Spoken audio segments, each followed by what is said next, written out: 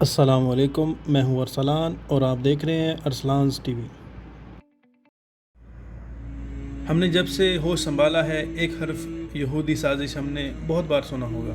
کچھ بھی ہو جائے ہم نے اس کو یہودی سازش کہہ کر اپنے سر سے سب برائیوں کا ٹوکرا اتار دینا ہے۔ مگر میرا یہ سوال ہے کہ بحیثیت قوم ہم کس طرف جا رہے ہیں؟ کیا ہمارے معاشرے میں جو ماں باپ کے ساتھ اکثر سلوک کیا جاتا ہے یہ کوئی یہودیوں کی سازش ہے؟ والدین بچوں کے ڈر سے ان کے سامنے اپنی ضروریات بیان نہیں کر سکتے، کیا یہ یہودیوں کی سازش ہے؟ بھائی اپنی بہنوں کا حق یعنی جائیداد کھا رہے ہیں، کیا یہ یہودیوں کی سازش ہے؟ اگر بہن اپنا حق مانگ لے تو اس سے قطع تعلق ہی کر لی جاتی ہے، کیا یہ یہودیوں کی سازش ہے؟ دکاندار ملاوٹ کر رہے ہیں، کم توڑ رہے ہیں، کیا یہ یہودیوں کی سازش ہے؟ 1 نمبر قیمت میں 2 نمبر مال بیچا جا رہا ہے، کیا یہ یہودیوں کی سازش ہے؟ شراب سر عام بک رہی ہے، زنا عام ہے، کیا یہ یہودیوں کی سازش ہے؟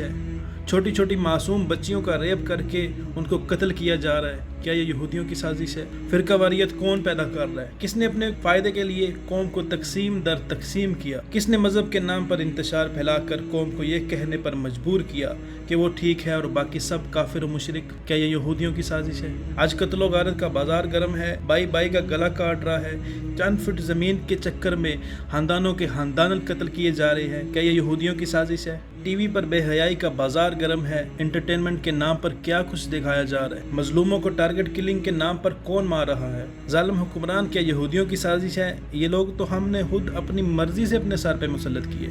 ہر طرف رشوت ستانی ہے، چائے پانی کے نام پر کیا کچھ نہیں ہو رہا۔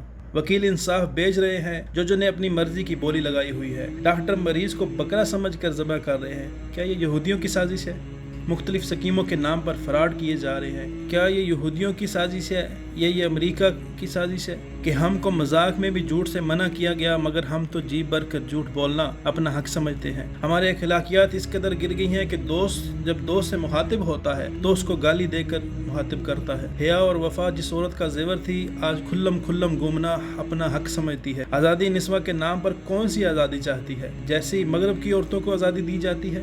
ہمارا ملک اسلام کے نام پر آزاد ہوا کہ یہاں اسلامی اقتدار قائم ہوگا، کیا یہ اس لیے اسلام کے نام پر لیا گیا کہ ماں باپ کی عزت نہ کی جائے، بھائی بہنوں کا حق کھائیں، کاروبار میں 2 نمبری کی جائے، بچیوں کی عزتیں نیلام ہو، ایک دوسرے پر کفر کے فتوے لگائے جائے؟ کیا اس لیے لیا گیا تھا کہ قتل و غارت کا بازار گرم ہو، انصاف کی دھجیاں اڑائی جائیں، ظالم حکمران ہو؟ کیا اس لیے لیا گیا تھا کہ گالی اور جھوٹ ایک ٹرینڈ بن جائے؟ یہ کوئی یہودی سازش نہیں ہے، یہ ہمارے اعمال کا نتیجہ ہے۔ قومیں سازش سے برباد نہیں ہوتی، نہ ہی کسی قوم کو جنگ سے برباد کیا جا سکتا ہے۔ قومیں اس وقت برباد ہوتی ہیں جب ان کے اندر ظلم ہو، جب ان کے اندر قتل و غارت عام ہو، ماں باپ اولادوں کے ڈر سے بول نہ سکیں، سگی بہنیں بھائیوں کے قہر سے ڈرتی ہوں، خیانت اور جھوٹ کو کاروبار کا حصہ سمجھا جائے، اس وقت کسی سازش کی ضرورت نہیں۔ کسی قوم کو برباد کرنا ہے تو اس قوم کے نوجوان نسل میں بے حیائی پھیلا دو، باقی ملک خود ہی تباہ ہو جائے گا۔ اس لیے کسی ملک قوم کو سازش کا ذمہ دار نہ ٹھہرائیے، اپنے اعمال کا محاسبہ کیجیے، اپنی کوتاہیوں کی معافی مانگیے۔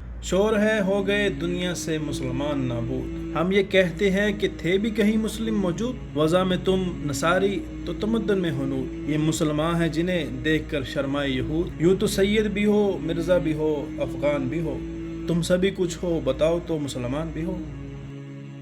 فی امان اللہ۔ اللہ تعالی ہمیں عمل کی توفیق عطا فرمائے، آمین۔